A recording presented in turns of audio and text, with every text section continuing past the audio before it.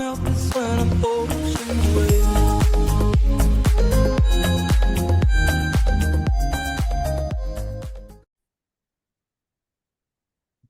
Today on Nova Legends podcast, I have West Potomac girls coach Brian Colligan, whose Wolverines have qualified for the state quarterfinals. They just lost a final game to Robinson Rams, who my alma mater, and a team they battled with all year. But Coach, nice to meet you. Congratulations.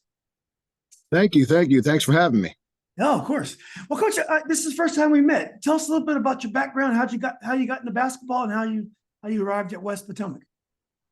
Well, that goes back a little bit, So I grew up in New Jersey, and I ended up playing at a junior college in kind of mid Middlesex County area of New Jersey, and then I had a career in law enforcement. So it kind of took me out of coaching. I had done some coaching in the high schools there, just when I was younger, but had a whole career in law enforcement, and then I was a career switcher and came over here to teach criminal justice at West Potomac High School. And when I got here I guess it's been about 8 years ago, I just kind of walked into the gym. The girls program was in the gym, and just offered my assistance, ended up kind of being the last coach on the staff. And at the end of that season, the head coach was starting a family, and she said, I'm going to be stepping down. And so I said, well, I thought about it, and, talked to my family about it and decided to put in. And, obviously I got the job, and, we started this journey, and it's been fun. It's been, we've done a lot of good things. I've had a lot of really good kids, and we've had some success. Have you seen your family since you started coaching? Well, yes, I have. But I have 2 younger kids who are very good athletes, and it's not easy juggling coaching and being a dad and running your kids around. So but it's busy, but we love it, and so it's been fun for them as well. Just being involved in, everything we've done here. How would you describe the kids you get at West Potomac? So it's pretty diverse, it's interesting. Most of our girls are multi-sport athletes, which, I encourage. I think it's becoming a lost art, so to speak. But we get a lot of multi-sport athletes, and so basketball is not their number one sport per se. But good kids come from good families, and, pretty diverse group of kids. And we get out there, and, kids that are willing to work. And, we've developed a culture here of just trying to, school first and sports and working at it and what winning is all about. And, those type of things that you really need to establish before you get into the X's and O's. And the girls have bought into it. Like I said, really good kids. I got a good coaching staff, and it's been fun. I wouldn't do this if it wasn't fun. And so just trying to teach them to play at the highest level they can and compete, and just develop and get better. But also respecting their time and realizing they have a lot going on in their lives. And some of them have other sports. Some of my girls are playing, high level sports and different sports, and other than basketball in college. And so we encourage that. So we do have some kids who basketball is their number one sport, but we get those multi-sport athletes, and we throw it out there, and we just try to do the best we can. Yeah. Well, Coach Stone told me you built quite a program, and that's high praise for her. She doesn't throw praise around easily. So, and I'm sure it's not because you guys are playing really, really soon. So tell us about your team this year. Tell me about your this year's team. Yeah, well, it's so it's a pretty balanced team. We have a couple freshmen that are playing with us. They get some minutes, but we have 2 seniors that get a lot of the attention. Julia Hopper, our post player, who actually didn't play last year, and she's back this year, which has really helped us. I think you really need to have an inside game to go far. And to, especially when it gets into those tough games, you got to have some balance inside out. She provides that for us. She's really, come a long way, and she's provided some inside presence. And then, of course, Mary Prater, first, from our research, the first girl to score 1,000 points in West Potomac High School history. And that's saying a lot, because there has been some good players here as I look back and some of the, trying to piece some of this together. And anyway, so those two are our leaders, but we got a couple of really other good pieces. We have a couple of sophomores who get a lot of playing time, do some scoring for us, and a couple of juniors. So we kind of rounded out. We have a little bit of everything, and I think we have more depth here than we've had since I started coaching. A couple years ago, we had a really strong team. Made it, actually lost to Madison in the States in a really good game. That was the COVID year. And but this team has been special. I mean, there's been ups and downs, but it's a pretty well balanced team. If you set out to stop one player, there's some other ways that we can score and do some things to be successful. So more depth than I've had, and really, like I said, just good kids. Who got, who are just out there trying to, get better every day. And here we are now.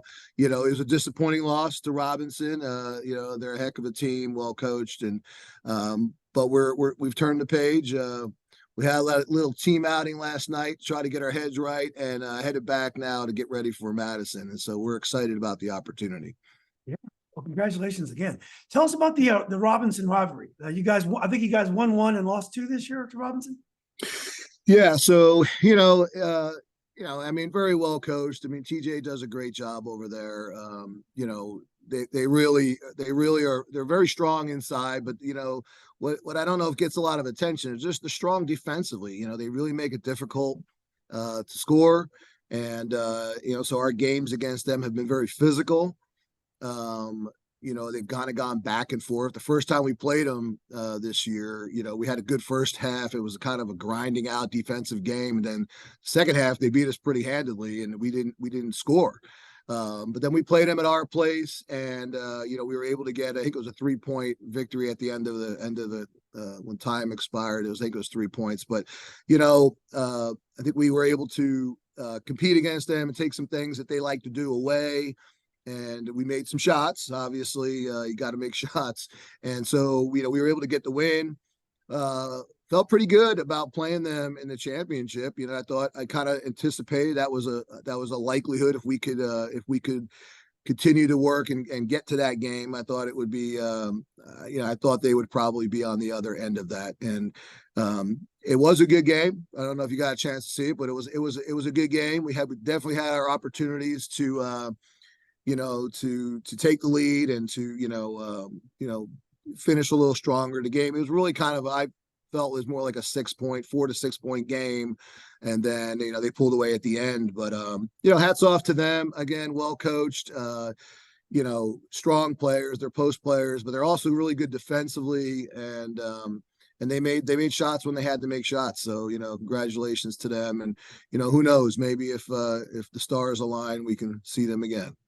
Yeah, the good news is two teams go to the state tournament, so your dream is still alive. Well, how about Madison? So I believe you said Madison got the best of you a few years ago. So here's your chance to turn the tables on our friend Coach Stone. What are some of the keys to this Madison team? Well, yeah, I mean, she's always, I always tease her, but she's always just got a strong team, girl, kids that just do what she asked them to do. And they're always just solid. A couple of years ago, they were very, very, very strong. I think this year, it's a little different look for her over there this year. Kids that have continued to get better. And, they obviously, Sarah Link is having, a strong year, and you got to be able to control her to best of your ability. But, Kayla Dixon's been solid as well. And those kids just seem to buy into her, her philosophy and what she's trying to do. And, they can beat you in many ways, but they're gonna grind it out. They're gonna play hard defensively.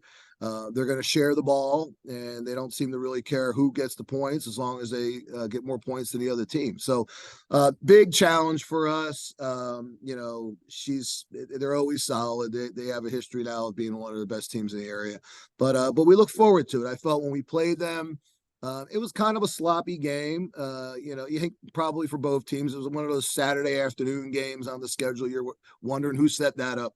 Uh, but it was kind of it wasn't real pretty, but we were able to continue fighting, and we put some gave them some different looks, and it came down to a final possession game that we just couldn't get a bucket when we needed one. But yeah, so we look forward to it. I think we actually can match up well with them. It's just, again, we're gonna have to find that balance in scoring, and we're gonna have to make shots. So we look forward to it.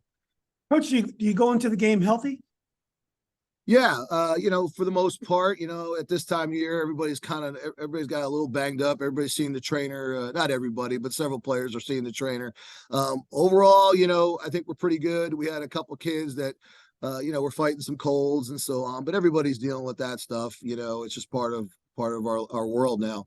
So I think we're pretty good. We're gonna go back at it today, and we got 3 days before we gotta meet them. So but we got to work. I was telling the girls last night, we got a lot of work to do this week. We can't we're certainly not looking to coast into this game against Madison. They're too good for that, and you have to be ready for them.